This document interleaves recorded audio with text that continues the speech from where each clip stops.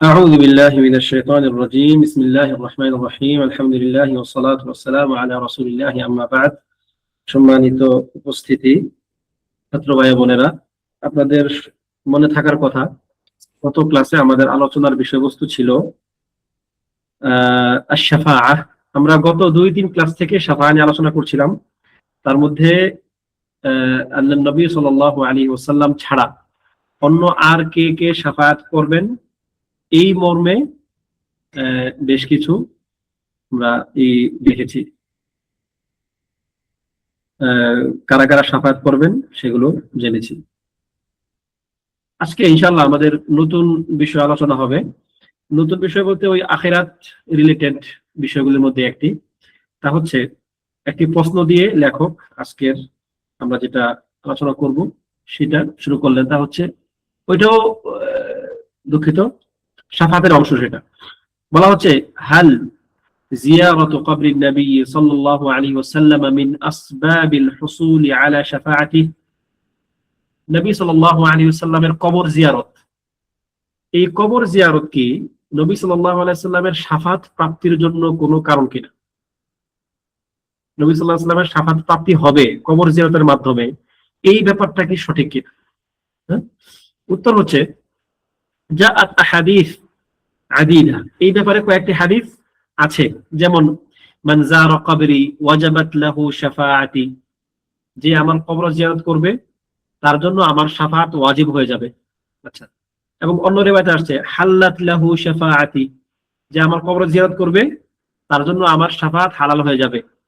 ওয়া গায়রিহা বিআলফাযিন মুতাআদ্দিদা, এরকম বিভিন্ন শব্দে বা বিভিন্ন বাক্যে এই অর্থে হাদিসগুলো এসেছে। ওয়া কুল্লুহা আহাদিসুন বাতিলা, এবং এর সবগুলো হচ্ছে বাতিল হাদিস, মানে এর কোনো ভিত্তি নাই। কখনো কখনো বিদআতীদের মধ্যে কিছু কিছু হাদিস প্রচলিত হয়ে যায়, এস্টাবলিশ হয়ে থাকে, যেগুলো কোনো ভিত্তি থাকে না, কিন্তু তাদের নিকট হাদিসের সনদ মূল বিষয় না। তাদের নিকট হচ্ছে তাদের বিদআতী চিন্তার সঙ্গে মিলে কিনা হাদিসটা, যদি মিলে বাস তাহলে আর কোনো সমস্যা নাই। সনদ কি আছে না আছে, এটাকে আদৌ তার কোনো অস্তিত্ব আছে কিনা, এর কোনো বাস্তবতা আছে কিনা, না, এটা তাদের কাছে দেখার কোনো বিষয় না। কিন্তু যারা আমরা আহলুস সুন্নাহ ওয়াল জামাআহ, আমাদের নিকট ব্যাপারটা এরকম না। হাদিস অবশ্যই সাবেত হইতে হবে, সহিহ এবং সাব্যস্ত হতে হবে। আল্লাহ নবী সাল্লাল্লাহু আলাইহি ওয়াসাল্লামের কবর জিয়ারত করা অন্যান্য কবর জিয়ারতের মতোই, কবর জিয়ারত ইটসেলফ কোনো পার্থক্য নাই। নবী সাল্লাল্লাহু আলাইহি ওয়াসাল্লামের কবর এবং অন্যদের কবর জিয়ারতের যে উদ্দেশ্য, যে মৃত্যুকে স্মরণ করা এবং কবরবাসীর জন্য দোয়া করা, ওই অর্থে একই রকম, কোনো পার্থক্য নাই। ঠিক আছে? কিন্তু নবী সাল্লাল্লাহু আলাইহি ওয়াসাল্লামের কবরের সঙ্গে অন্য কবরের পার্থক্যটা কি? ধরুন স্থান এবং কিছু কিছু বৈশিষ্ট্যের পার্থক্য আছে। যেমন নবী সাল্লাল্লাহু আলাইহি ওয়াসাল্লামের কবরের মধ্যে তার লাশ কখনোই নষ্ট হবে না, পচে যাবে না, গলে যাবে না। ঠিক আছে? এবং নবী সাল্লাল্লাহু আলাইহি ওয়াসাল্লামের কবর যেমন অন্যান্য সাহাবীদের কবরের তুলনায় নবী সাল্লাল্লাহু আলাইহি ওয়াসাল্লামের কবর এবং তার কয়েকজন সাহাবীর কবর এটা নিশ্চিত যে হ্যাঁ এইখানে তার কবরই আছে, এটা সুনিশ্চিত। কিন্তু আপনি অন্যান্যদের কবরের মধ্যে গেলে আপনি হয়তো টের পাবেন না যে কোনটা কার কবর। যেমন বাকিয়ার মধ্যে হাজার হাজার মানুষের কবর, কোথায় কার কবর কেউ জানে না, এরকম আর কি। কিন্তু এটা খাস, এটা ওমরের কবর, এটা আবু বকরের কবর রাদিয়াল্লাহু আনহুম আজমাইন, এবং এটা হচ্ছে মুহাম্মদ সাল্লাল্লাহু আলাইহি ওয়াসাল্লামের কবর। ঠিক আছে? তো এরকম আর কি, বাকি অন্যান্য সবকিছু একই রকম। এই জন্য উলামায়ে কেরাম নবী সাল্লাল্লাহু আলাইহি ওয়াসাল্লামের কবরের কাছে গিয়ে সালাম দেওয়া এবং দূর থেকে সালাম দেওয়া এর মধ্যে কোনো পার্থক্য আছে কিনা, এটা নিয়ে কিন্তু অনেক কথাবার্তা আছে। যখন আপনি মদিনায় যাবেন, নবী সাল্লাল্লাহু আলাইহি ওয়াসাল্লামের কবরের পাশে যাবেন, দেখবেন আরব কান্ট্রির লোকজন খুবই কম। আরবরা মানে খুব সীমিত, অল্প মানুষ আরব যারা কবর জিয়ারত করতে ওখানে যাচ্ছে। বেশিরভাগ দেখবেন আজানিব, হয় মিশরের, নয় পাকিস্তানের, নয় বাংলাদেশের, নয় তুরস্কের, মানে বিভিন্ন অঞ্চলের মানুষ, ভারতের। আরবরা খুব কম সেখানে। কারণ নবী সাল্লাল্লাহু আলাইহি ওয়াসাল্লামের যে হাদিসটা আমরা পাই যে যে ব্যক্তি আমাকে সালাম দিবে আল্লাহ তাআলা আমাকে রূহ ফিরিয়ে দেন, আমি তার সালামের উত্তর দেই। এই সালামের সুনির্দিষ্ট কোনো স্থান নাই। ব্যাপারটা এমন না যে নবী সাল্লাল্লাহু আলাইহি ওয়াসাল্লামের কবরের কাছে গিয়ে দিলে তিনি উত্তর নেন, আল্লাহ তাআলা তাকে তার রূহ ফেরত দেন, আর দূর থেকে দিলে দেন না, ব্যাপারটা এমন না। বরং যে কোনো জায়গায় থেকেই যদি কেউ নবী সাল্লাল্লাহু আলাইহি ওয়াসাল্লামের উপরে সালাম দেয়, তাকে সালাম দেওয়া বা তার উপর সালাত পাঠ করা হয়, তাহলে একই রকম ব্যাপার। ঠিক আছে, তবে যদি কেউ এখানে থাকে কবর জিয়ারত করবে সেটা ভিন্ন মাসআলা। এবং নবী সাল্লাল্লাহু আলাইহি ওয়াসাল্লামের আপনার কবরের কাছাকাছি গেলে হয়তো মানসিক ভাবে একটা তৃপ্তি আসতে পারে, প্রশান্তি আসতে পারে, সেটা ভিন্ন একটা মাসআলা। মানসিক তৃপ্তি, মানসিক প্রশান্তি ওইটা কি আলাদা ব্যাপার, এর সঙ্গে শারীরিক কোন ব্যাপারের সম্পৃক্ততা নেই।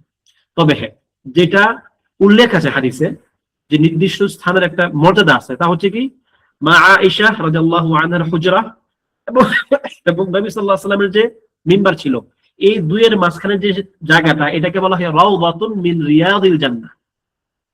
নবী সাল্লাল্লাহু আলাইহি ওয়াসাল্লাম বলেছেন যে এই আমার মিম্বার এবং আমার ঘর, মা আয়েশার ঘর, এই দুই ঘর, এই দুই জায়গার মাঝখানে যে স্পেসটা, জায়গাটা, এটা হচ্ছে জান্নাতের বাগিচাগুলোর মধ্যে একটি বাগিচা।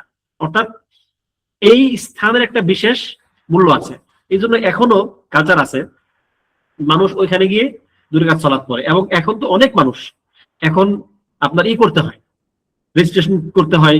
রেজিস্ট্রেশন করলে তাকে একটা সময় আপনার নির্ধারিত করে দেওয়া হয়, ওই সময় সে যাওয়া লাগবে, তারপরে গিয়ে এসে ওইখানে বসে নামাজ পড়তে পারবে 2 রাকাত। আচ্ছা, তাহলে এই জায়গাটার আলাদা মাসআলা। কিন্তু কবর নিয়ে বাড়াবাড়ি করা, সেটা হোক নবী সাল্লাল্লাহু আলাইহি ওয়াসাল্লামের কবর, জায়েজ নাই।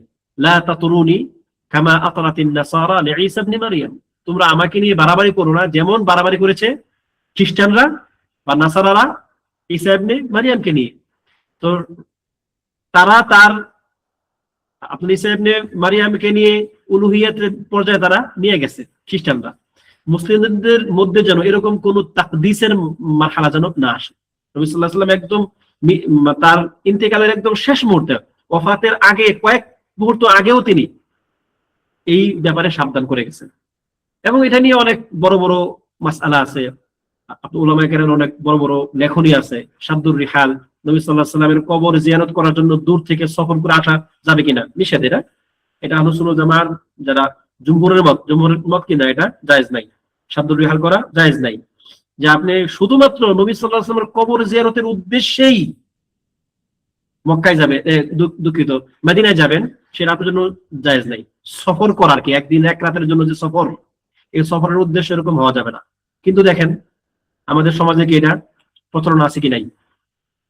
নবীর শানে যতগুলো নাশিদ দেখবেন সব জায়গায় আছে না, আমি আপনার মদিনার ওই ধুলোবালিগুলো ছুঁইতে চাই, সবুজ গম্বুজটা দেখতে চাই, সবুজ গম্বুজের কাছে গিয়ে আমি বিলীন হয়ে যেতে চাই।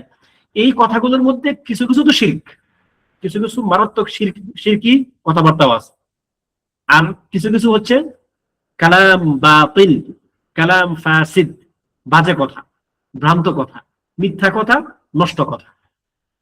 ঠিক আছে, এই জন্য বাড়াবাড়ি আসলে কোনো জিনিসেই কল্যাণ নয়। এরপরে লেখক বলতেছেন ওয়ায়ুশতারাতু ফিশ শাফাআতি শারতান, পরে বলতেছি ইনশাআল্লাহ। এটা একজন একটা প্রশ্ন করছেন, পরে বলতেছি। ওয়ায়ুশতারাতু ফিশ শাফাআতি শারতান, শাফার ক্ষেত্রে 2টি শর্ত আছে, যেটা আমরা ইতিমধ্যেই জেনে ফেলেছি আমাদের আগের কয়েকটা ক্লাসে। আশ-শারতুল আউয়াল, প্রথম শর্ত হচ্ছে ইযনুল্লাহি লিশ-শাফিঈ বিশ-শাফাআহ। প্রথম শর্ত কি? যে শাফাত করবে, শাফাতকারীর জন্য আল্লাহ তাআলার অনুমতি। ওয়াদ-দালিলু কাওলুহু তাআলা, যেমনটা আল্লাহ তাআলা বলছেন মান যাল্লাযী ইয়াশফাউ ইনদাহু ইল্লা বিইذনি, এমন কে আছে আল্লাহর নিকট শাফাত করবে ইল্লা বিইذনি, তার অনুমতি ব্যতি রেখে। মানে আল্লাহ তাআলার অনুমতি ব্যতি রেখে, আল্লাহ তাআলার অনুমতি ছাড়া কেউ তার নিকট শাফাত করতে পারবে না। ঠিক আছে, এটা হচ্ছে আল ইযন লিশ-শাফি', শাফাতকারীর জন্য অনুমতি দরকার। দ্বিতীয় যে শর্ত, যেটা আমরা পড়েছি আগে, এটা হচ্ছে রিদাল্লাহি আনিল মাশফু'i লাহ, যার জন্য শাফাত করা হবে তার প্রতি আল্লাহ তাআলার সন্তুষ্টি। আমার প্রশ্ন হচ্ছে এখানে যে আল্লাহ তাআলার সন্তুষ্টি যদি তার মানে এখানে কোন প্রকার সন্তুষ্টির কথা বলা হচ্ছে? আল্লাহ তাআলা যার জন্য শাফায়াতের অনুমতি দিবেন, যার জন্য, তার প্রতি আল্লাহ তাআলা সন্তুষ্ট থাকবেন, এটা কোন প্রকার সন্তুষ্টি কে বলতে পারবেন? এই সন্তুষ্টির মানে কি? যদি তিনি তার প্রতি আহসান, মুওয়াহিদ হওয়ার সন্তুষ্টি, অর্থাৎ এই ব্যক্তির মধ্যে তাওহীদ আছে, এই জন্য আল্লাহ তাআলা একটা আম সন্তুষ্টি। আল্লাহ তাআলা কি রিদা আম একটা কি রিদা খাস। রিদা আম হচ্ছে কি সকল মুমিনদের ব্যাপারে আল্লাহ তাআলা আম ভাবে সন্তুষ্ট। কেন? কারণ তারা শিরিক করেনি। যারা শিরিক করবে না আল্লাহ তাআলা তাদের প্রতি আম ভাবে সন্তুষ্ট। এই আম সন্তুষ্টির পরে আল্লাহ তাআলা কারো কারো প্রতি রাগান্বিত হতে পারেন, আল্লাহ তাআলা কারো কারো প্রতি অসন্তুষ্টি হতে পারেন। তবে এই অসন্তুষ্টিটা একটা আপেক্ষিক বা সাময়িক অসন্তুষ্টি, এটা হচ্ছে তারা পাপাচারের কারণে অসন্তুষ্টি। তো আল্লাহ তাআলা যাদের প্রতি আম ভাবে সন্তুষ্ট, এরকম আম ভাবে সন্তুষ্ট ব্যক্তিদের জন্যই আল্লাহ তাআলা শাফাত রাখবেন। যাদের প্রতি তিনি আম সন্তুষ্টিও রাখেন না, অর্থাৎ যাদের মধ্যে শিরক আছে, তাদের প্রতি তাদের জন্য কোনো শাফায়াতের ব্যবস্থা নাই। ওয়ালা ইয়ারদাল্লাহু ইল্লা আনিল মুওয়াহহিদিন, এবং এটি আল্লাহ তাআলা মুওয়াহহিদদের জন্যই খাস করেছেন। অর্থাৎ এটা মুওয়াহহিদ ছাড়া, যারা তাওহীদ পন্থী না, যারা তাওহীদবাদী, এই শব্দটা বলা ঠিক হবে কিনা জানি না, যারা তাওহীদ মেনে নেয় না, তাদের জন্য আল্লাহ তাআলা সন্তুষ্টি নাই। আম্মা মান কানা কাফিরান ফালা তুকবালু ফীহি শাফাআহ, কিন্তু যে যারা কাফের হবে, কাফের ব্যক্তিদের জন্য কোনো শাফাআত কবুল হবে না, যেমনটা আল্লাহ তাআলা বলেছেন ফামা তানফাউহুম শাফাআতুশ শাফিঈন। তাদের ক্ষেত্রে, অর্থাৎ কাফেরদের ক্ষেত্রে শাফাআতকারীদের শাফাআত কোনো কাজে লাগবে না। অর্থাৎ তাদের জন্য কেউ শাফাআত করতেও পারবে না, প্রথমত অনুমোদন থাকবে না, আর যদি কেউ শাফাআত করতেও চায় তবুও তাদের কোনো শাফাআত কাজে লাগবে না। ঠিক আছে? তো এরা কারা? হচ্ছে কুফফার। আম্মা শাফাআতুন নবী লিআম্মিহি আবি তালিব ফাহি খাসসা, যেমন আমরা আগে বলেছি যে নবী সাল্লাল্লাহু আলাইহি ওয়াসাল্লামের চাচা আবু তালেব, যদিও সে কাফের, কিন্তু তার ব্যাপারে নবী সাল্লাল্লাহু আলাইহি ওয়াসাল্লাম শাফাআত করবেন, এবং সেটা হচ্ছে একটি খাস মাসআলা। এই মাসআলা অন্য মাসআলার সঙ্গে মানে গুলিয়ে ফেলা যাবে না। এটা হচ্ছে নবী সাল্লাল্লাহু আলাইহি ওয়াসাল্লামের জন্য, বিশেষ ব্যক্তির জন্য, বিশেষ পরিস্থিতিতে, বিশেষ কারণে খাস। ঠিক আছে? এবং এই ক্ষেত্রে তাও আবার কি ওয়া শাফাআতু লাহু লাইসাত লিল ইখরাজ মিনান নার, তার শাফাআতের ক্ষেত্রেও কি জান্নাত থেকে তাকে বের করা শাফাআত নাই, যে যেহেতু আপনি আল্লাহর রাসূলের চাচা এবং আপনি তাকে অনেক সাহায্য করেছেন, তো ঠিক আছে আপনাকে জান্নাত থেকে বের করে দিই, না, অসম্ভব। এটা হচ্ছে বাল লিতাখফিফিল আযাবি ফাকাত, এটা হচ্ছে ওই ব্যক্তির শাস্তি কিছুটা কমানোর জন্য।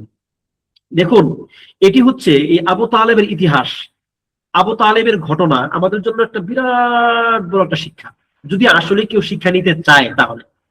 আর শিক্ষা নিতে না চাইলে সেটা মানে ভিন্ন কথা। হ্যাঁ, সবার শাহাদাকার, যে চায় সে শিক্ষা নিবে। আবু তালেব এমনকি নবী সাল্লাল্লাহু আলাইহি সাল্লামের আপনার আবু তালেবের জীবদ্দশায় নবী সাল্লাল্লাহু আলাইহি সাল্লামের প্রতি ঈমান আনা মানুষগুলোর চেয়েও তিনি বেশি সাহায্যশীল ছিলেন, মুমিনদের চেয়েও তিনি বেশি সাহায্য করেছেন। নবী সাল্লাল্লাহু আলাইহি সাল্লামকে মুমিনদের চেয়েও বেশি সাহায্য করেছেন তিনি। এবং খুব কম সংখ্যক মুমিনই এমন থাকবে এখনো পর্যন্ত যে আবু তালেবের মতো মানসিকতা পোষণ করবে। নবী সাল্লাল্লাহু আলাইহি সাল্লামের প্রতি আবু তালেবের যে মানসিকতা ছিল, সেটা যে কোনো কারণে হোক না কেন, তাকে সাহায্য করা, তাকে নুসরা করা, তাকে অন্যদের থেকে বাঁচানো, তাকে যাবতীয় তার উপর কোনো হামলা আসলেই নিজের পিঠে পেতে দেওয়া, এই এই মানে আপনার অবস্থাটা, এটা আবু তালেবের মতো অনেক মুসলমানেরও হবে না, এখনো হবে না। এত ডেডিকেটেড ছিল তিনি। আচ্ছা, এই তার এত কিছু করা, তার দ্বারা ইসলাম এত উপকৃত হয়েছে শুরুর দিকে, ঠিক আছে, এরপরেও কি তার মুক্তি মিলেছে? মিলে না। তার মানে আল্লাহ সুবহানাহু ওয়া তাআলার নিকট আপনি গিয়ে দাঁড়াবেন কি? আপনি একা। ওয়া কুল্লুহুম আতিহি ইয়াওমাল কিয়ামাতি আবদা, তার আগে একটা কি আছে? ফারদা, শব্দ আছে কি? ফারদা, যে আপনি আল্লাহ তাআলার নিকট একা গিয়ে দাঁড়াবেন। আপনার নিজের আমল যদি ঠিক না থাকে, তাহলে আপনি দুনিয়াতে কি উল্টিয়ে ফেলেছেন, দুনিয়াতে আপনি কোথায় ইসলাম কায়েম করে ফেলেছেন, দুনিয়াতে কে কে আপনার দ্বারা কি উপকৃত হয়েছে, তাতে কিচ্ছু যায় আসে না যদি আপনার নিজের আমল ঠিক না থাকে। সুতরাং নিজেকে সংশোধন করার চেষ্টা করা দরকার। ঠিক আছে? আজকাল দেখবেন অনেক মানুষ আছে যারা অন্যদেরকে ইসলাহ করা, অন্যদের পিছনে ছোটা, মানে এইগুলিতে নিয়ে তারা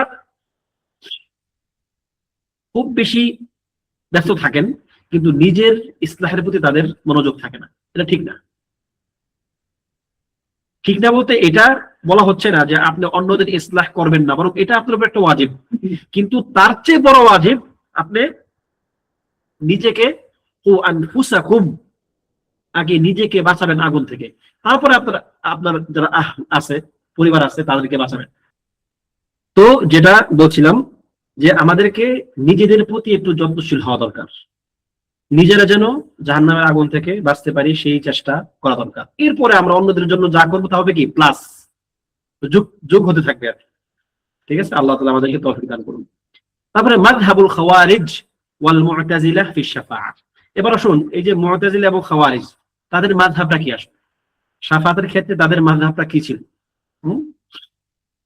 প্রথমত, খাওয়ারিজ এবং মু'তাজিলারা যারা আহলুল কাবায়ের, কবিরা গুনাহ যারা করে, তাদের জন্য তারা শাফাআতকে ইনকার করেছে, যে না, কবিরা গুনাহকারীর জন্য কোনো শাফাআত নেই।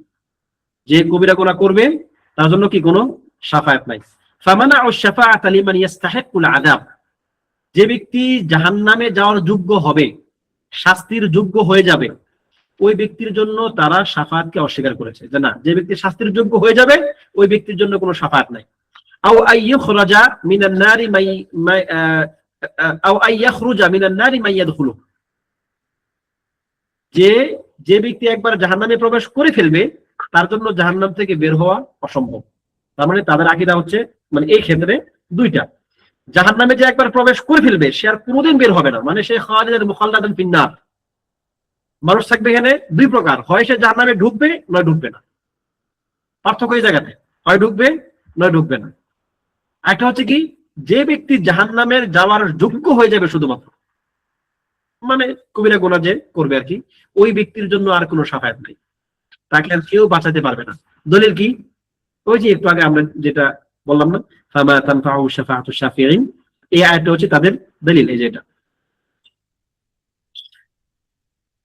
এই যে এই আয়াতটা হচ্ছে তাদের দলিল, ফামা তানফাউ শাফাআতু শাফিঈন, শাফাআতকারীদের শাফাআত তাদের জন্য কোনো কাজে লাগবে না। এখন এটা কাদের জন্য?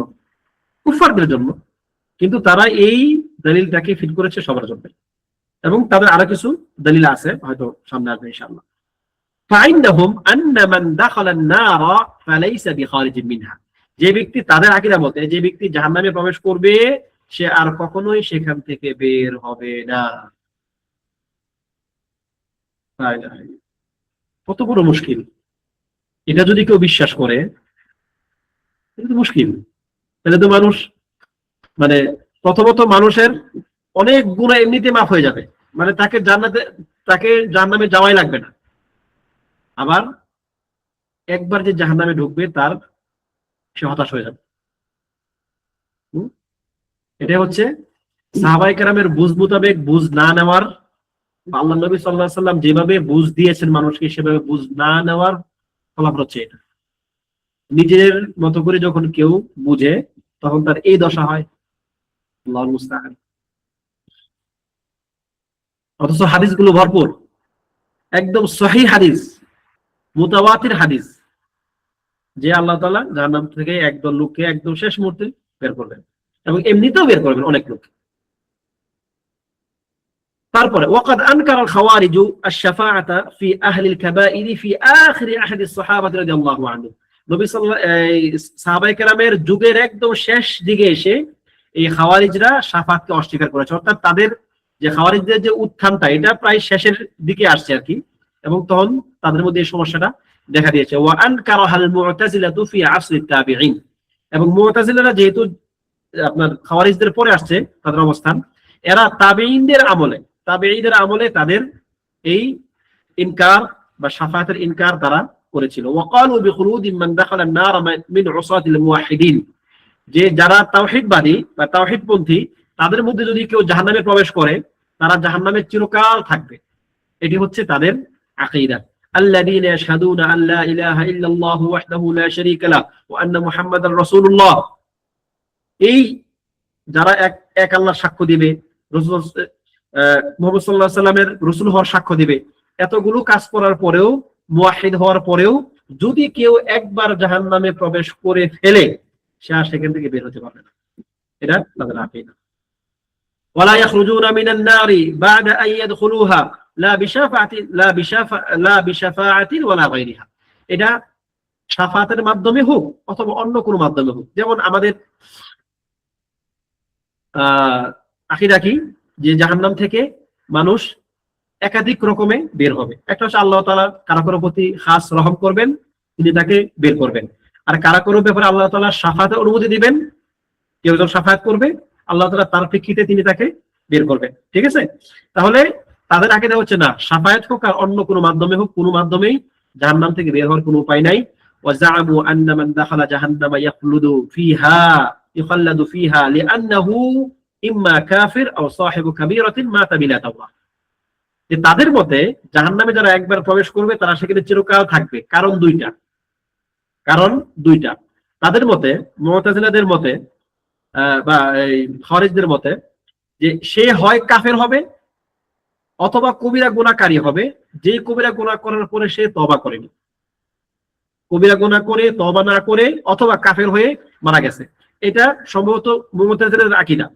আর খাওয়ারিজরা বলে যে না, কবিরা গুনাহ করে তো সে এমনি কাফের হয়ে যাবে, কবিরা গুনাহ অবস্থায় কেউ মারা যাবে না, বরং কাফের অবস্থায় সে মরবে, কবিরা গুনাহ করলেই কাফের। কিন্তু মুতাজিলাদের মতে হচ্ছে না, কবিরা গুনাহ করলেই কেউ কাফের হয়ে যাবে না, তবে সে মুমিনও থাকবে না, মুমিন এবং কাফেরের মাঝখানে থাকবে। তবে যদি সে তওবা ছাড়া মারা যায় তাহলে সে চিরস্থায়ী জাহান্নামী। মদ খাওয়া কি সগীরা গুনাহ নাকি কবিরা গুনাহ, কি বলতে পারবেন? মদ খাওয়া কবিরা গুনাহ। জি, ছোট গুনাহ? কবিরা গুনাহ। বড় গুনাহ কবিরা। আহসান, মদ খাওয়া বড় গুনাহ। আচ্ছা, যদি তাদের আকীদা মতে যদি কেউ মদ খেয়ে মারা যায় তওবা না করে, সে চিরস্থায়ী জাহান্নামে যাবে, সে চিরস্থায়ী জাহান্নামে যাবে। এটা হচ্ছে তাদের আকীদা। আচ্ছা, وقد أنكر الصحابة رضي الله عنهم على الخوارج هذا المذهب الباطل وحدثوهم بما سمعوا من النبي صلى الله عليه وسلم في ذلك। এবং সাহাবে আজমাইন রাদিয়াল্লাহু আনহুম খাওয়ারিজদের সাথে এই ব্যাপারে কি করেছেন, মানে খাওয়ারিজদের এই আকীদাকে তারা প্রত্যাখ্যান করেছেন এবং নবী সাল্লাল্লাহু আলাইহি সাল্লাম থেকে তারা যা শুনেছিলেন সেগুলো তারা তাদের নিকট বর্ণনা করেছেন। ইবনে আব্বাস রাদিয়াল্লাহু আনহু বিখ্যাত হিওয়ার আছে খাওয়ারিজদের সাথে, যেখানে তিনি তাদেরকে বেশ বিভিন্ন ভাবে বোঝানোর চেষ্টা করছিলেন আর তারা কোনোভাবেই মানতেছিল না। তারপরে ইবনে আব্বাস রাদিয়াল্লাহু আনহু তাদেরকে একটা কথা বললেন। এই কথা বলার পর আসলে কারো মানসিক ভাবে বিকৃতি থাকার কোনো চান্স নাই। আসলে বলতেছে, আচ্ছা দেখো তো, আল্লাহ রাসূল সাল্লাল্লাহু আলাইহি সাল্লামের হাজার হাজার সাহাবী এখনো জীবিত, ওই পক্ষে আলী রাদিয়াল্লাহু আনহু ওইখানে আর কি, ওই পক্ষে সব সাহাবীরা আছে, তোমাদের সঙ্গে একজন সাহাবীও নাই। এই ব্যাপারটাকে তোমাদেরকে একটু ভাবায় না? আল্লাহ রাসূলের সঙ্গে জীবন কাটিয়েছে, তার সঙ্গে যুদ্ধ করেছে, তার সঙ্গে সালাত পড়েছে, তার সঙ্গে তাদের জীবন কেটেছে, এরকম শত শত হাজার হাজার মানুষ ওইখানে ওই পক্ষে, তোমাদের মধ্যে তাদের একজন নাই। এই কথা শোনার সাথে সাথে খাওয়ারিজদের মধ্য থেকে অনেক লোক, হাজার হাজার লোক বের হয়ে গেছে। না, এর তো একদম মানে বাকি যুক্তি তর্ক যাই দেন, কিন্তু এইটা একদম একটা চাক্ষুষ একটা ব্যাপার। অনেক লোক তাদের মাযহাব ত্যাগ করেছে, ত্যাগ করে সাহাবায়ে কেরামের সঙ্গে গিয়ে যোগ দিয়েছে। তো সাহাবা আজমাইন খাওয়ারিজদের সঙ্গে বিভিন্ন সময়ে কথা বলতেন, তাদেরকে বোঝানোর চেষ্টা করতেন, কিন্তু তারা এক সময় হয়ে গেছে মানে আহলুল কুওয়া, আহলুশ শাওকা। যদি তাদের মানে তাদের কিছু শক্তি সামর্থ্য হয়েছিল, ফিতনাবাজ তো, ফিতনা তৈরি করতো না, ফিতনা করে করে ওরা কিছু কিছু শক্তি সামর্থ্য পেয়ে গিয়েছিল, যার কারণে তাদের সঙ্গে সবাই জীবনের ভয় নিয়েই কি কথা বলতে হইতো। কারণ কখন কাকে মেরে ফেলবে তা তো ঠিক নাই। কারণ তার দৃষ্টিতে কবিরা গুনাহ করলে আপনি কাফের, এখন কোনটা যে কবিরা গুনাহ তার দৃষ্টিতে তা তো ঠিক নাই। এখন সে ভাবতেছে আপনি কবিরা গুনাহ করছেন, তার মানে আপনি কি এখন কাফের হয়ে গেছেন, এখন আপনাকে মারা যায়, সে আপনাকে চান্স পেলে সে আপনাকে মেরে দিবে। খাওয়ারিজ এই মাযহাবটা অত্যন্ত ভয়ঙ্কর একটা মাযহাব, অত্যন্ত ভয়ঙ্কর একটা মাযহাব। খাওয়ারিজদের কিছু কিছু আলামত এখনো আছে বিভিন্ন জায়গায়, বিভিন্ন ভাবে খাওয়ারিজদের বিভিন্ন আলামত এখনো প্রতিষ্ঠিত। খাওয়ারিজ সরাসরি না বললেও অনেকের মধ্যে খাওয়ারিজের আলামত পাওয়া যায়। এই আলামত গুলো থেকে আমাদেরকে বেঁচে থাকা দরকার। এবার দেখুন, হুজ্জাতুল মুতাজিলাতি ওয়াল খাওয়ারিজ ফি ইনকারি শাফাআতি আহলিল কাবায়ের, এটা আরেকটা অধ্যায়। যে খাওয়ারিজ এবং মুতাজিলা এই দুই দল কবিরা গুনাহকারীদের জন্য শাফাআতকে ইনকার করলো কোন যুক্তিতে, কোন বুদ্ধিতে? বলা হচ্ছে ইহতাজ্জাল মুতাজিলাতু ওয়াল খাওয়ারিজ আলা ইনকারি শাফাআতি বিআয়াতিল ওয়াঈদি আল ওয়ারিদাতি ফিল কুরআনি দাল্লাতি আলা উমুমি তা'যীবি আসহাবিল যুনুবি ওয়াল মাআসি ফিন নার এবং ওয়া আদামি ইখরাজিহিম মিনহা। যে কোরআনে উমুমান সাধারণভাবে আল্লাহ তাআলা যে আয়াতগুলো দিয়েছেন বা যে আয়াতগুলো উল্লেখ করেছেন, যে আয়াতগুলো দ্বারা যারা উসাত, যারা আল্লাহ তাআলার অবাধ্য হবে তাদেরকে তিনি শাস্তির কথা বলেছেন, এই উমুম বা সাধারণ আয়াত, যে শাস্তির আয়াত, এই শাস্তির আয়াতগুলো দ্বারা তারা যুক্তি দেয় যেহেতু শাস্তি হবে, সুতরাং আল্লাহ তাআলা শাস্তি তো তাদেরকে দিবেন, তাহলে আবার তারা সেই শাস্তি থেকে মুক্তি তাদের মিলবে কিভাবে? যেই উমুম আয়াতগুলো এবং জাহান্নামে প্রবেশ করার যে উমুম আয়াতগুলো আছে, ঠিক আছে, ওই আয়াতগুলো দ্বারা তারা দলিল দেয়। ওয়া আন্না হাযা ইয়াদুল্লু আলা আদামি সুবুতি শাফাআতি ইয়াওমাল কিয়ামাতি লিআহলিল আযাব, এবং তাদের ভাষ্যমতে যেহেতু শাস্তি সাব্যস্ত হয়েছে সুতরাং তাদের জন্য কোনো শাফাআত কাজে লাগবে না। ফামা তানফাউ শাফাআতু শাফিঈন, একটু আগে আমরা আয়াতটা যেটা বললাম ওইটা, যে আল্লাহ তাআলা যখন কাউকে শাস্তি দিয়ে ফেলবেন তখন তোমার শাফাআত সে কাজে লাগবে কিভাবে? এটা সম্ভব না। তাদের যুক্তি হচ্ছে এটা। وقد انبنى على هذا على مذهبهم المشهور في تخليد اصحاب الكبائر في النار اذا ماتوا من دون توبه। যদি কোনো বড় পাপকারী ব্যক্তি, কবিরা গুনাহকারী ব্যক্তি তওবা ছাড়া মারা যায় তাহলে তাকে জাহান্নামে চিরস্থায়ী করার যে মাযহাব, এই মাযহাবটা তারা এর উপরেই কি করেছে? ভিত্তিশীল করেছে। অর্থাৎ তাদের ভিত্তি হচ্ছে এটা, এই হুজ্জাটা, এই যুক্তিটা। হ্যাঁ, যেমন তাদের মধ্যে একজন মুতাজিলাদের একজন বড় নেতা আল কাদি আব্দুল জব্বার, আহাদু রুউসিল মুতাজিলা, সে বলেছে দাল্লাতিদ দালালাতু আলা আন্না আল উকুবাতা তাস্তাহিকু আন তারিকিদ দাওয়াম। তার নিকট, তার বর্ণনা, যে সে বলতেছে যে দলিলগুলো দ্বারা সাব্যস্ত হয় বা বিভিন্ন দলিল আদিল্লা দ্বারা বোঝা যায় যে যে ব্যক্তি শাস্তির যোগ্য হবে, এই শাস্তির যোগ্য হওয়াটা হচ্ছে আন তারিকিদ দাওয়াম, এটা হচ্ছে মানে স্থায়ীভাবে চলতে থাকার একটি প্রক্রিয়া। এটি যে শাস্তির যোগ্য হবে তার শাস্তি কোনো থামবে না, শাস্তি একটা চলতে থাকবে। এটা হচ্ছে কি, এটা তার কাছে এরকম মনে হয়েছে।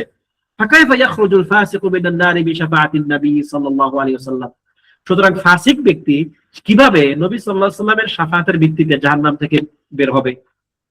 অথচ তার ভাষ্যমতে দলিল হচ্ছে আফামান হাক্কা আলাইহিল আযাব আযাব আফা আনতা তুনকিদু মান ফিন নার। হে নবী মুহাম্মদ, আল্লাহ তাআলা বলতেছেন, হে নবী মুহাম্মদ, যার জন্য আযাব অবধারিত হয়ে গেছে, যে আযাবের যোগ্য হয়ে গেছে, আপনি কি তাকে জাহান্নাম থেকে বাঁচাবেন? তা অবশ্যই না। আল্লাহ সুবহানাহু ওয়া তাআলা কোরআনে যতগুলো ইস্তিফহাম, প্রশ্নবোধক শব্দ উল্লেখ করেছেন, কোনটাই কিন্তু মানে এমন না যে তিনি জানেন না তাই জিজ্ঞেস করছেন, না। বেশিরভাগ ক্ষেত্রে তার ইস্তিফহাম হয় হচ্ছে মানে একাধিক কারণে হয়। একটা হচ্ছে কি লিল ইনকার, যেটাকে বলা হয় ইস্তিফহাম ইনকারি। আবার অন্য একটা আছে যে ইস্তিফহাম লিতাহদীদ, মানে হুমকি ধামকি দেওয়ার জন্য আল্লাহ তাআলা প্রশ্ন করেন, ঠিক আছে? তো এখানে আফা আনতা তুনকিদু মান ফিন নার, এটা হচ্ছে ইস্তিফহাম ইনকারি, যে তুমি কি তাদেরকে রক্ষা করবা নাকি? না, তুমি তো তাদেরকে রক্ষা করতে পারবা না। হ্যাঁ, দেখুন এই আয়াতটা সূরা জুমারের আয়াত, এখানে কাফেরদের কথা বলা হচ্ছে যে নবী সাল্লাল্লাহু আলাইহি ওয়াসাল্লামের উপস্থিতিতে যে সমস্ত কাফেররা অলরেডি কুফরি করে ফেলছে, আবু লাহাব কুফরি করছে, আবু জাহাল কুফরি করছে, তার চাচারা কুফরি করেছে, এরকম যারা অলরেডি কুফরি করে ফেলেছে, যাদের উপর শাস্তির বাণী অবধারিত হয়ে গেছে, তাদেরকে আপনি কেমনে বাঁচাবেন? তাদেরকে আপনি কখনোই বাঁচাতে পারবেন না। এটা ঠিক। মানে যারা আহলুস সুন্নাহ ওয়াল জামাআহ তারাও তো এই কথা বলে না যে কেউ কাফের কোনো ব্যক্তি যদি জাহান্নামে যায় কারো শাফায়াতে সে বের হতে পারবে না, অসম্ভব সেটা। ঠিক আছে? তো তারা যে আয়াতগুলো উমুম এবং যে আয়াতগুলো কুফারদের জন্য আল্লাহ তাআলা উল্লেখ করেছেন সেই আয়াতগুলো তারা আমভাবে খাস ভাবে বা আমভাবে মুসলিমদের জন্য তারা সেটাকে সাব্যস্ত করে। আচ্ছা দেখেন এখানে সে আকলটা কি খারাইলো, এই দেখেন আন তারিকিদ দাওয়াম, তাকে এই কথা কে বলছেন? কোরআনে, সুন্নায়, আপনার আসারে, সাহাবায়ে কেরাম আকওয়ালে সে কোথায় এরকম পেয়েছে যে যদি কারো জন্য জাহান্নামের শাস্তি অবধারিত হয়ে যায় বা যার উপর শাস্তির ব্যাপারটা যখন চলে আসবে সে সেটা আন তারিকিদ দাওয়াম, এই যে আন তারিকিদ দাওয়াম এই শব্দ সে কই পাইলো? এগুলো হচ্ছে ফালসাফা, এগুলো হচ্ছে মানে যুক্তি তর্ক দিয়ে নিজের আকল বুদ্ধি খাটিয়ে দিয়ে একটা কিছু সিদ্ধান্তে দাঁড় করানো জায়েজ না এগুলো। এরপর মিনাল আয়াতিল্লাতী ইসতাদাল্লু বিহা আইদান ক্বালাল্লাহু তাআলা, আল্লাহ তাআলা অন্য একটা আয়াত দ্বারা তারা ইস্তিদলাল করে থাকে, রব্বানা ইন্নাকা মান তুদখিলিন নারা ফাকাদ আখযাইতাহু ওয়া মা লিয-যালিমিনা মিন আনসার। আল্লাহ আপনি যাদেরকে জাহান্নামে দিবেন আপনি তাদেরকে লাঞ্ছিতই করেছেন, তাদের জীবনে লাঞ্ছনা ছাড়া আর কোনো কিছু নেই এবং জালিমদের জন্য কোনো সাহায্যকারী নেই। হ্যাঁ, এরকম দেখুন আসলে এই আয়াতগুলো কিন্তু কোনো ব্যাখ্যা করাও লাগে না। এগুলো যে কেউ সাধারণ মানুষ যাদের ফিতরা ঠিক আছে আর কি, যাদের ফিতরা, যে ফিতরত আল্লাহ তাআলা তাদেরকে সৃষ্টি করেছেন ওই ফিতরা যাদের ঠিক আছে তাদেরকে এই আয়াতগুলোর ব্যাখ্যা করাও লাগে না। একজন মুমিন ব্যক্তি আল্লাহ তাআলার নিকট নিজেকে এত বেশি ইনকিসার করবে, এত বেশি ছোট করে উপস্থাপন করবে যে সে যেন সবচেয়ে বেশি শাস্তির যোগ্য। এখানে সূরা আলে ইমরানের মধ্যে মূলত মুমিন ব্যক্তি আল্লাহ তাআলার নিকট দোয়া করতেছে, আল্লাহ তাআলা তাকে দোয়া শিক্ষা দিচ্ছেন যে তুমি এভাবে নিজেকে ছোট করে নিয়ে আসো আল্লাহ তাআলার নিকট। হে আল্লাহ আপনি যদি কাউকে জাহান্নামে দেন তাহলে সে লাঞ্ছিত হবে, জালেমদের কোনো সাহায্যকারী থাকবে না। তো মানে এটা হচ্ছে একজন মুমিন ব্যক্তির ইনকিসার, নিজেকে ছোট করে আল্লাহ তাআলার নিকট চাওয়ার একটা মাধ্যম, একটা উসলুব। আর এটাকে তারা দলিল দিল কি যে যদি কেউ জাহান্নামে যায় তাহলে সে আর বের হতে পারবে না, মুশকিল। এরপরে দেখুন আল্লাহ তাআলা আরেকটা আয়াত যেটা সূরাতুস সাজদার মধ্যে আসছে, ওয়া আম্মাল্লাযীনা ফাসাকু ফামাওয়াহুমুন নার, আর যারা ফাসিক, যারা ফুসুক করবে, পাপাচারী হবে, তাদের স্থান হচ্ছে জাহান্নাম, তাদের আবাসস্থল জাহান্নাম। কুল্লামা আরাদু আন ইয়াখরুজু মিনহা উঈদু ফিহা, যতবার তারা সেই জাহান্নাম থেকে বের হতে চাইবে তাদেরকে আবার ঠেলে দেখকে দিয়ে আবার জাহান্নামে দিয়ে দেওয়া হবে। এটা কোনো সন্দেহ নাই। সকল মুফাসসিরগণ বলেন যে ওয়া আম্মাল্লাযীনা ফাসাকু, এটা হচ্ছে ওয়া আম্মাল্লাযীনা কাফারু। আল্লাহ সুবহানাহু ওয়া তাআলা কুরআনে কুফরকে ফাসিক হিসেবেও সাব্যস্ত করেছেন। যেমন সূরাতু আত-তাওবার মধ্যে আপনারা পড়েননি, আল মুনাফিকুনা ওয়াল মুনাফিকাতু বা'দুহুম মিন বা'দি ইয়া'মুরুনা বিল মুনকারি ওয়া ইয়ানহাউনা আনিল মা'রুফ ওয়া ইয়াকবিদুনা আইদিয়াহুম নাসুল্লাহা ফানাসিয়াহুম ওয়াল্লাহু লা ইয়াহদিল কওমাল ফাসিকিন। তোমাদের এরকম একটা আছে নাসুল্লাহা ফানাসিয়াহুম, এখানে ঠিক আছে যে তারা ফাসিক সম্প্রদায় মানে কাফের। মুনাফিকরা তো কাফের, কোনো সন্দেহ নাই, মুনাফিক কাফের, তবে তার কুফরটা আমাদের নিকট প্রকাশ হয় নাই বিদায় হচ্ছে কি, তার কুফরটা আমাদের নিকট প্রকাশ হয় নাই বিদেশি মুনাফিক, ঠিক আছে। কিন্তু আল্লাহ তাআলা তাদেরকেও ফাসিক বলেছেন। তাহলে এই ফুসুক দ্বারা মূলত এর উদ্দেশ্য কি, কুফার। এবং এটাও ঠিক, এই যে একজন বললেন যে ওয়া মা লিয-যালিমিনা মিন আনসার, সেম কথা। জালেম কারা এখানে, উদ্দেশ্য কারা? যারা কুফার তারা জালেম, যারা মুশরিক তারাই জালেম, যারা মুশরিক তারাই জালেম, এখানে উদ্দেশ্য এটাই কুফার। তাহলে যে আয়াতগুলো আল্লাহ সুবহানাহু ওয়া তাআলা কাফেরদের শানে উল্লেখ করেছেন, কাফেরদের ব্যাপারে উল্লেখ করেছেন, এই আয়াতগুলো কি তারা মুওয়াহহিদ মুমিনদের জন্য ফিট করেছে। এটা হচ্ছে ইযা ফাসাদাতিল উকুল ফালাইসা লিফাসাদিহা হাদ্দুম মা'কুল, ঠিক আছে।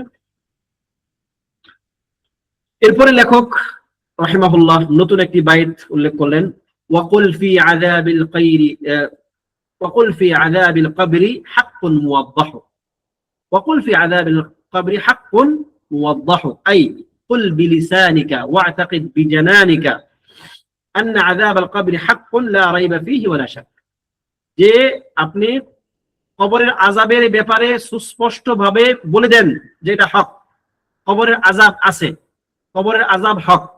কবরের আযাবকে অস্বীকার করা মুমিনের কাজ নয়। মুমিন কখনোই কবরের আযাবকে অস্বীকার করতে পারে না।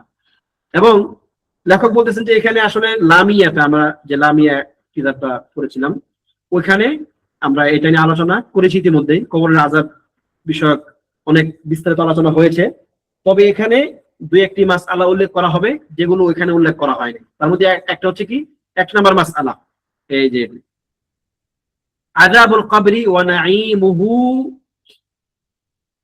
ইয়ালহাকু মান কুবির ওয়া মান লাম ইউকবার। কবরের আযাব এবং কবরের নিয়ামত, কবরের স্বাদ এবং কবরের বিস্বাদ,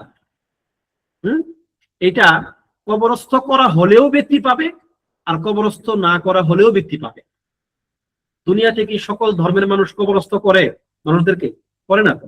অনেকে পুড়ায় ফেলে, অনেকে বিভিন্ন ভাবে লাশ নষ্ট করে ফেলে, তেমন কেউ কেউ আছে কবর দেয়, যদিও কবর দেওয়া অংশটাই বেশি, কিন্তু যাদেরকে কবর দেওয়া হয় না, না, কবরের জীবনের যে শাস্তি এবং নিয়ামত দুইটাই ব্যক্তিকে কবরস্থ করা হোক আর না হোক উভয় অবস্থায় তার উপর প্রয়োগ হবে।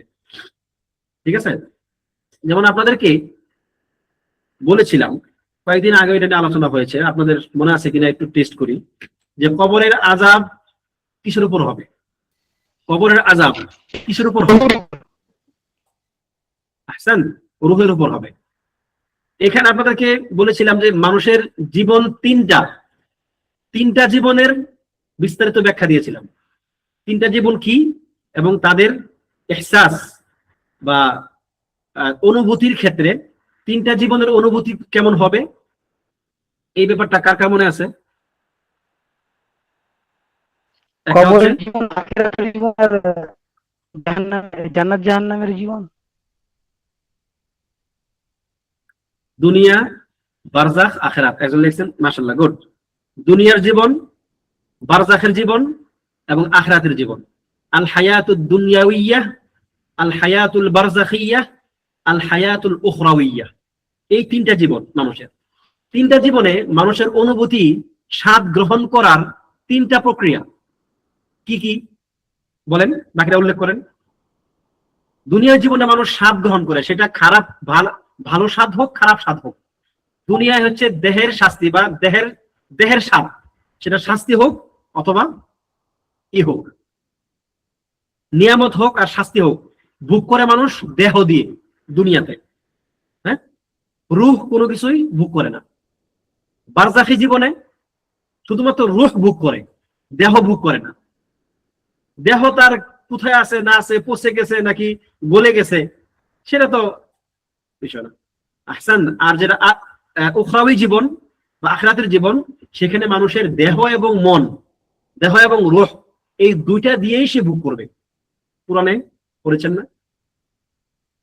দলিল কি এটা? ওয়াল্লাযীনা কাফারু বিআয়াতিনা সাওফা নুসলিহিম নারা কুল্লামা নাদিজাত জুলুদুহুম বাদদালনাহুম জুলুদান গায়রাহা লিয়াযুকুল আযাব। একজন লিখছেন, মাশাআল্লাহ, যে জাহান্নামে যাদেরকে দেওয়া হবে, যারা আমার আয়াতগুলোকে অস্বীকার করবে, তাদেরকে জাহান্নামে দেওয়া হবে।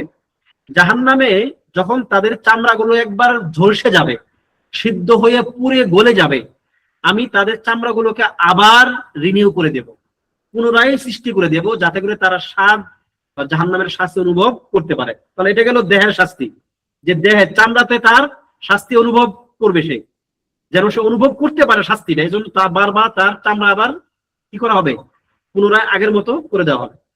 আর রূহের সাহায্যে শাস্তি হবে, অন্তর পর্যন্ত পৌঁছবে। সূরাতুল হুমাযাতে যান, দেখেন ওখানে আসছে কি, ওয়াইলুল লিকুল্লি হুমাযাতিল লুমাযা তাত্তালিউ আলাল আফিদা আল্লাতী তাত্তালিউ আলাল আফইদা। এমন শাস্তি, যে শাস্তি অন্তর পর্যন্ত পৌঁছে যাবে। অন্তর পর্যন্ত কি পৌঁছে যাবে, অর্থাৎ মানুষ একদম ভিতর থেকে সে অনুভব করবে, এত ভয়ঙ্কর শাস্তি হবে তাদের। লা হাওলা ওয়ালা কুওয়াতা ইল্লা বিল্লাহ। আল্লাহুম্মা ইন্না নাসআলুকা আল আফিয়া, আল্লাহুম্মা ইন্না নাসআলুকা আল আফওয়া ওয়াল আফিয়া। ঠিক আছে? তাহলে জাহান্নামে আপনার আখিরাতে হচ্ছে কি, দেহ এবং মন, অর্থাৎ দেহ এবং রূহ উভয়ের শাস্তি মানুষ অনুভব করবে। কবরে রূহের উপর এটার দলিল কি? এই যে ফিরআউনের শাস্তি হচ্ছে কেমনে, আল্লাহ তাআলা কি বললেন? আন-নারু ইউরাদুনা আলাইহা গুদুওয়ান ওয়া আশিয়্যা। জাহান্নাম কি মানে তাদেরকে আগুনের মুখোমুখি করা হয় সকাল এবং সন্ধ্যায়। ফিরআউনের লাশ কি কবরে দেওয়া হয়েছে? দেওয়া হয় নাই। ফিরআউনের লাশ কোথায় এখন? মিশরে এখনো আছে, তার দেহ তো উপরে, কিন্তু তার শাস্তি হচ্ছে কোথায়? তার রূহের উপরে। ঠিক আছে? এটাই মানে এই আর কি। যেমন আবার কারো কারো দেহ মানে একদম নষ্ট হয়ে যায়, পচে যায়, গলে যায়। এটা আপনি দেখবেন অনেক সময় যে একদম গলে কামা করে খেয়ে সব শেষ করে ফেলছে, তাহলে তার শাস্তি হচ্ছে কোথায়? রূহের উপরে। ঠিক আছে? আচ্ছা, এরপরে হচ্ছে যেটা আমরা এখানে উল্লেখ করলাম যে আযাবুল কবরি ওয়া নাঈমুহু ইয়ালহাকু মান কুবির ওয়া মান লাম ইউকবার। কবরস্থ করা হোক ব্যক্তিকে অথবা কবরস্থ করা না হোক, ব্যক্তির শাস্তি বা নিয়ামত সে পেতেই থাকবে কবরের জিন্দেগিতে। আযাবুল কবরি ওয়া নাঈমুহু ইয়ানালানি কুল্লু মান মাত।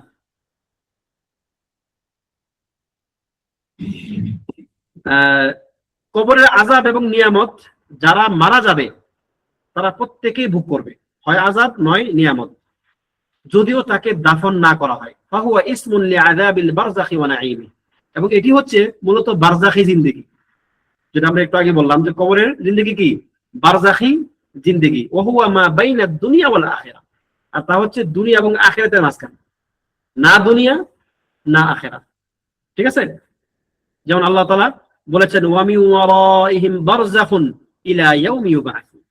তাদেরকে পুনরুত্থান ঘটানোর আগ পর্যন্ত তারা থাকবে কোথায়? বারজাখে। মানে বারজাখটা না পুনরুত্থান আর না দুনিয়া, তার মানে না আখিরাত না দুনিয়া। তবে যদিও বারজাখ বৃহত্তর অর্থে আখিরাতের একটা অংশ, কোনো সন্দেহ নাই, কিন্তু আখিরাতের মূল জীবন শুরু হবে কখন থেকে? বাআসের পর থেকে, পুনরুত্থানের পর থেকে। কিন্তু তার আগের সময়টা হচ্ছে দেহ, তখনও মানুষের দেহ কে আল্লাহ তাআলা গঠন করবেন না, তাহলে তার আগের জিন্দেগি হচ্ছে এটা বারজাখী জিন্দেগি। অসম্মি আযাবুল কবরি বিইতিবারি গালিবিল খালক। কিন্তু এই আযাবুল কবর এই শব্দটা উল্লেখ করা হয়েছে কেন? কেননা বেশিরভাগ ক্ষেত্রে মানুষ কবর দেয়, এই জন্য আযাবুল কবর উল্লেখ করা হয়েছে। বাকি কবর যারা না দেয় তাদের ক্ষেত্রে এটা প্রযোজ্য। ফাল মাসলুব ওয়াল মুহরাক ওয়াল মুগরাক ওয়া আকিলুস সিবা' ওয়াত তুয়ুর লাহু وأكل السباع والطيور له من عذاب البرزخ ونعيمه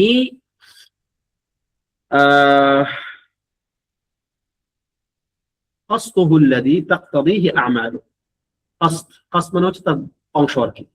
আচ্ছা, তাহলে এখানে দেখুন মাসলুব যাকে শুলে চড়ানো হয়, যাকে অগ্নিতে দগ্ধ করে দেওয়া হয়, যে ডুবে যায় মরে যায়, তাকে তো আপনি কবরস্থ করতেছেন না। অথবা যাদেরকে চতুষ্পদ জন্তু খেয়ে ফেলে, ওর তো সব খেয়ে ফেলছে, ওরা হাড্ডি গুড্ডি গুস্ত সব তারা কি চতুষ্পদ জন্তু খেয়ে ফেলছে, তাদের জন্য এটা হচ্ছে বারজাখী জিন্দেগির আযাব অথবা নিয়ামত, যা তার আমল অনুযায়ী হবে আর কি, যা তার আমল অনুযায়ী হবে। ভালো হলে ভালো, খারাপ হলে খারাপ। ওয়াইন তানাওয়াত আসবাবুন নাঈমি ওয়াল আযাবি ওয়া কাইফিয়াতিহিমা। যদিও আযাব এবং শাস্তির ধরনগুলো ভিন্ন ভিন্ন হবে, যে শাস্তি পাবে সে একরকম ধরনের পাবে, আর শাস্তিরও কিছু তারতম্য থাকবে, আবার যার নিয়ামত পেতে থাকবে তারও কি এরকম তারতম্য হবে ইত্যাদি। فحتى لو علق الميت على رؤوس الأشجار في مهاب رياح لأصاب جسده من عذاب البرزخ حظه ونصيبه، ولو دفن الرجل الصالح في أتون النار في أتون من النار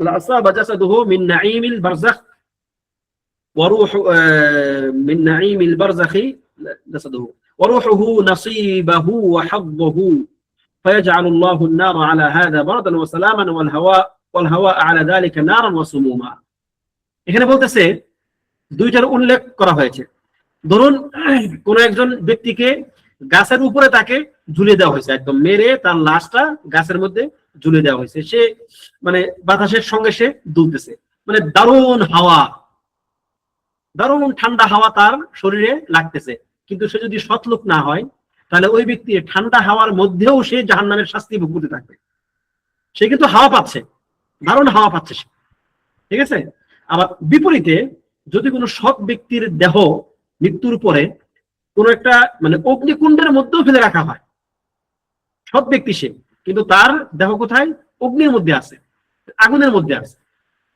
একটা চুলার মধ্যে আছে এরপরেও সে ওই আগুনের মধ্যে থেকেও সে কি হবে নিয়ামত গুলো পেতে থাকবে তাহলে তার দেহের উপরে কি হচ্ছে না হচ্ছে ওটা কি রূহের কোনো ব্যাপার নয় فغير ممتنع أن ترد الروح إلى المصلوب والغريق والمحرق ونحن لا نشعر بها لأن ذلك الرد نوع آخر غير المعقول এই যে যেই কথাগুলো আমরা উল্লেখ করলাম যাদেরকে বিভিন্ন জায়গাতে রাখা হয় যেমন মাসলুব শুলে চড়া ব্যক্তি গারিক ডুবে গেছে ব্যক্তি পুরে ছাই হয়ে গেছে ব্যক্তি তাদের মধ্যেও রূহ ফেরত দেওয়া হয় বা রূহ ফেরত দেওয়া হবে কিন্তু সেটা আমরা মানে জানবো না কিভাবে ফেরত দেওয়া হবে সেটা আমরা বুঝবো না কিন্তু তাদের নিকট রূহ ফেরত দেওয়া হবে কেননা এই রূহ ফেরত দেওয়ার প্রক্রিয়াটা আমাদের জানা প্রক্রিয়ার বাহিরে আমরা যে প্রক্রিয়াটা জানি এই প্রক্রিয়ার কি বাহিরের একটা প্রক্রিয়া فهذا المغمى عليه والمذكور والمبهوت احياء وارواحهم معهم ولا تشعر بحياته এই যে ব্যক্তি মুগমা আলাইহি